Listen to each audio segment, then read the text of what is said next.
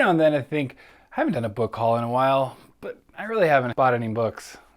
And then I'm usually wrong. Welcome back to Shelf Center. This is Bryce. Thanks so much for stopping by. Thanks for liking and subscribing. If this is something you end up enjoying, you never know, it can happen. It's book haul time again, and we've got a lot more than I ever thought we would. A couple in physical, one a very fancy edition that you may or may not have seen in a recent short that came out yesterday. But I've got a number of books to haul today, so let's jump into it. First things first, the Kindle haul. This is definitely the biggest one. There's some free stuff, so who am I to stop myself? First, free stuff. First things first. Phil Tucker. I've got two books from Phil Tucker. First is Bastion, and the other is the Rascor Plains. I'm not sure if I'm pronouncing those right at all, but look good. The covers are good. They're intense and anyway, I've heard good things, so I'm jumping on it. Then, as I advertised and mentioned a couple times, I get nothing from it. Only, I guess, these free books that were free to everybody at the same time. But Davis Ashura, I had already mentioned this. There's quite a few books that I got for free during the huge giveaway that he was doing for his 10-year anniversary of writing. So, first things first, we got A Warrior's Path, A Warrior's Knowledge, and A Warrior's Penance. That's the first trilogy. Then we've got The Inheritance of Omens. What is it? 5 books? 4 books? 4 books. A Testament of Steel, Memory of Prophecies, A Necessary Heresy, and Bonds of Truths. So there's those 4, and they keep getting bigger the more I get, I guess. Then there's the 5 books in the William Wilde and the... So it's William Wilde and the Necrost, William Wilde and the Stolen Life, The Usual Suspects, Sons of Deceit, and Lord of Mourning. And finally, Blood of a Novice.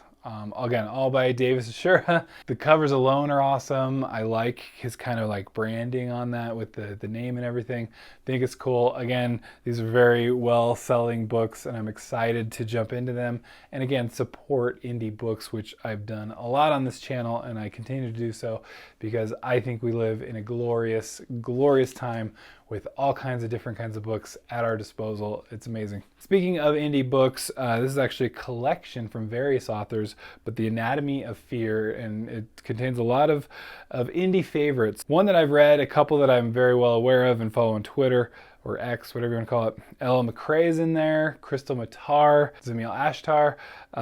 Again, a lot of popular authors there in the indie community, and it sounds good. The Anatomy of Fear. I don't know. Looks cool. I always love a good anthology. You know, you're going to be hit or miss with a number of things, but a good, solid, short story can go a long way with me and forgive a lot in an anthology, knowing that like not all are going to hit, but if even just a couple do, it's always worth it. Then I grabbed, speaking of anthologies, Down These Mean Streets. Again, various people, but Larry Correia, Laura K. Hamilton are just a couple in there.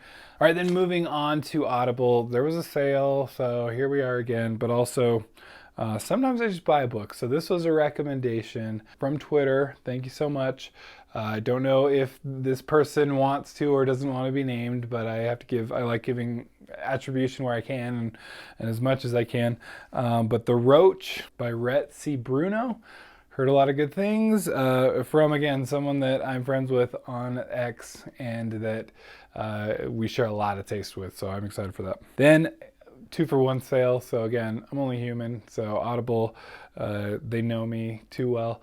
But I grabbed Blood Song by Anthony Ryan. I figured it's been on my shelf for like 10 years, maybe plus.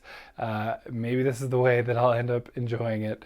A lot of what I do comes down to this. And then Magic's Pawn by Mercedes Lackey, which is another exactly same book in the same spot. Been on my shelf for way too long, and I'm like, maybe I just need another approach to reading it. I don't know, we'll see. All right, then on to the physical books. The physical books here, I realized I've never read any Tom Holt, and so I looked it up. Who's Afraid of Beowulf is supposed to be pretty good. It's like Terry Pratchett-esque. We'll see. Seems cool to me. I'm down with that. I love Terry Pratchett. I've heard it's hit or miss, but again, isn't Tom Holt KJ Parker? Again, another author I own a lot of books of that I haven't read, but I hear good things. Then I am a huge Dan Simmons fan. I found Song of Kali, and that was, again, a the same used bookstore I found Who's Afraid of Beowulf, and so I had to grab this one up. Love me some Dan Simmons, very literary, sci-fi usually, but I think, well, I'm pretty sure this is horror, and I've been getting into horror a little more lately, so I'm excited. And I already had the kind of collection for the last couple books in this series, so I grabbed Homecoming Harmony, which actually is the first couple books put together in this one omnibus. Memory of Earth, The Call of Earth, The Ships of Earth. So I've heard great things about this series. I have had that one on my shelf for a while. I actually have those 3 books just as separate books, and now I just have a matching hardcover to my other hardcover of the last couple books. As one does, own multiple books of books that you want to read and haven't read yet. I have issues. I get it, okay? You don't have to tell me. All right, then finally in, wow, special edition book hauling.